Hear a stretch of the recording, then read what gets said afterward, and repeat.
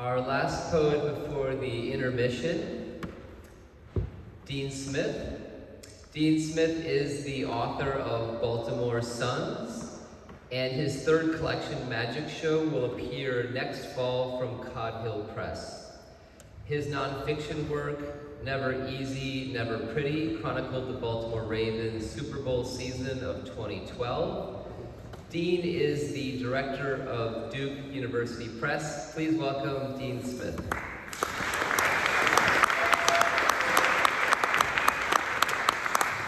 Thank you, Stefan, and Clare, and all of you wonderful people. AWP is joy for me being from this town. And I'm going to start with 3 short poems from the new collection, Magic Show, and then one from Baltimore Sons. Bradley, that was great. There's a death conference going on at my hotel, and today was the grief circle, so I rode the elevator and had that discussion, but some of the poems are somewhat similarly themed. Folly Beach. Supermoon at dusk, apropos of everything, white gold ore tinged orange, like a sovereign or a Bitcoin. Rocket pop sky melting into night, waves glowing violet green, as beautiful as anything now, in this world undone. I have known death, a wrecked candelabra of bones lodged in the surf, the slow wriggling out into an ecstasy of dust. So I had triple bypass surgery in January of 24, speaking of death. And in the cardiac rehab, I went to all 46 sessions. One of them, this poem came to me, and I think Barbara was talking about, I just sort of kind of followed the dictation. And it's called Gauze. For an eye, for an eye, for an eye, for an eye, for an arm, for an arm, for an arm, for an arm, for a knee, for a knee, for a knee, for a knee, for a child, for a child, for a child.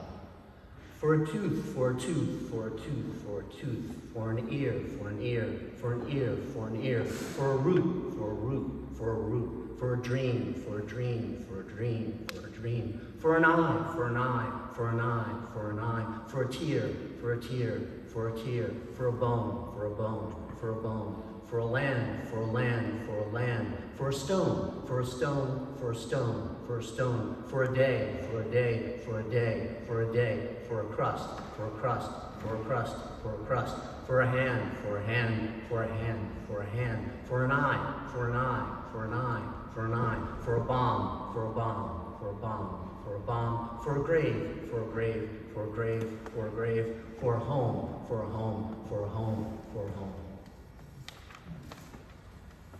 I don't have any idea where that came from. So, my mother died in 2019 in Montepulciano Alto, Italy, and she had breast cancer. She didn't know it. We had 12 days to be with her. Fortunately, we made it there. I'm pretty certain she had something to do with me reading, because when I was looking at the AWP stuff, this was the one reading I wanted to go to, but I was not on the bill. So, the circumstances had it, first day walking along, I saw Stefan, and he's like, we need to call you up from AAA, so I was happy to oblige. Thank you very much. This poem is called Encounters, and this is for my mom. The aliens came for my late mother one night in sweet air, hovered over the cornfields behind our house in a spaceship that darted like an arrow in a rectangular path.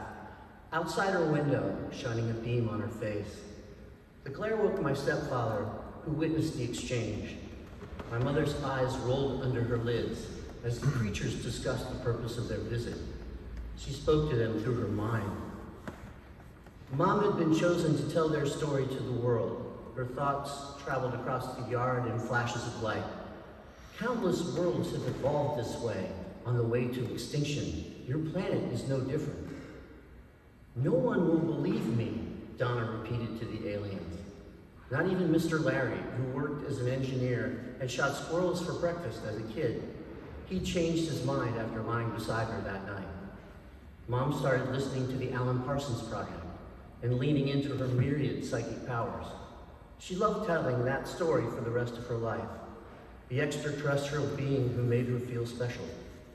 She appears in my dreams, mostly at my side and sometimes walking down crowded streets where all the people are her. I asked how she pulled that off. I'm inside of everyone. And the last poem I'll read has this beautiful painting by Stefan Reichert on the front. And I'm very thankful for that. And this poem is really about a discussion between my son and I in a part of Baltimore where there was a really difficult moment in 2015. The poem is called Riots. I clocked this in at 7:42, by the way. So I should be up. Riots. No gunshots or sirens before supper that night in Little Italy after the melee, and you kept repeating, "It's too quiet," in the back seat, afraid for your life. Hatred gusting around you, and your lower lip tinged blue, like when I cradled you moments after birth, too angry to breathe. Trembling in the seatbelt, you said, "It's not safe. It's not safe out there, Daddy. Don't make me go." Footage from the night before ran through your 8-year-old mind.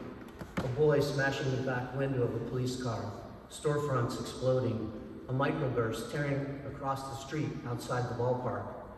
I told you the riots were over. Choppers scanned alleyways with searchlights, chunks of plate glass and mounds like cooler ice. I lied to you that it was safe to come out because you'll never know how much I love this city. Every inch of its hard-up streets, its finger-scraped mustard from back fins and splinters from bleacher seats.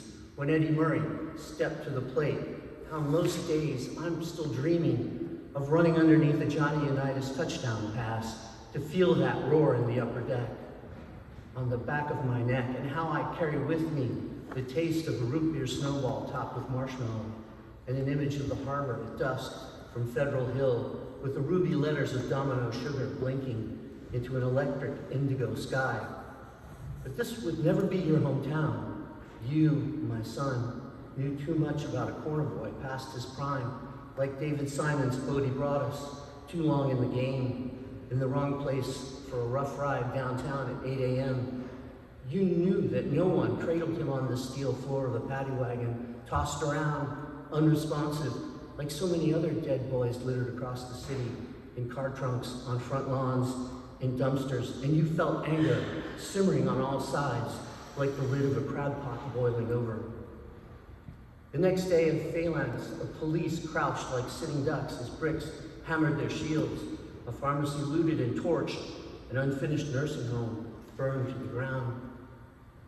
I'm not hungry, Daddy. Please take me home. Thank you.